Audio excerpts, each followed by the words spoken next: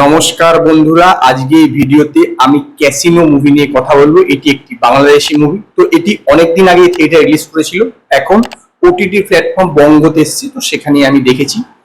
এই সিনেমাটা না, সত্যি কথা বলতে গেলে কি স্যারিডন খেয়ে দেখতে হবে, নাহলে না মাথা ব্যথা করে যাবে। এরকমই অত্যন্ত একটি খারাপ মানের সিনেমা, অত্যন্ত খারাপ মানের।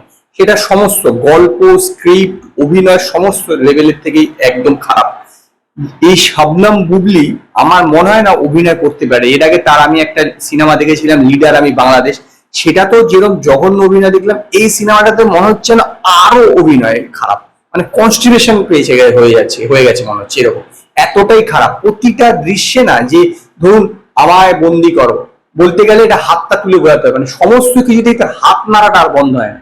আর এক্সপ্রেশন বলে তো কিছুই নেই, শুধুমাত্র খালি চোখ মারতে শিখেছে, এইসব গুলো শিখেছে।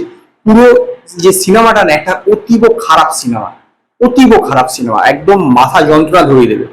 গল্পটা হচ্ছে যে মানি লন্ডারিং কেস নিয়ে, তো মানি লন্ডারিং কেস নিয়ে এই একজন তদন্ত করতে নামে, যে হচ্ছে পুলিশ সিআইডি অফিসার, এই রোলটা করেছে নীরব হোসাইন। তো সে তদন্ত করতে গিয়ে দেখে যে এর মধ্যে একটা ক্যাসিনো জড়িত, সেই ক্যাসিনোর মাধ্যমে এই মানি লন্ডারিং কেসটা চলে। তো সে সেই ক্যাসিনোতে যায়, সেখানে কাজ করে হচ্ছে শবনম বুবলি, তার সঙ্গে সে প্রেম করে। তারপরে সে কিভাবে মানি লন্ডারিং কেসটা ফাঁস করলো, সেইটি হচ্ছে এই সিনেমার গল্প। এই মানি লন্ডারিং কেসটা ফাঁস করার জন্য যা দেখানো হয়েছে, এই যে গল্প আছে না, সেটা আমি আপনিও লিখে দিতে পারবো, এরকম ভাবেই দেখানো হয়েছে। মানে ধরুন গেল এখানে একটা ক্যাসিনোতে গেল, ভেবে দেখুন ক্যাসিনোর পিছন দিকে নাকি থরে থরে টাকা সাজানো রয়েছে, এরকম নাকি ঘটনা ঘটে থাকে। পিছন দিকে ক্যাশ পয়সা গুলো নিচ্ছে, সেগুলো নাকি পিছনে সাজিয়ে রেখে দিচ্ছে, এইরকম কোনো ঘটনা ঘটে। তারপরে হঠাৎ করে শবনম বুবলিকে পুলিশ অফিসার বানিয়ে দিল। প্রথমে ছিল যে যখন যেটা মনে হচ্ছে তাই করে গেছে।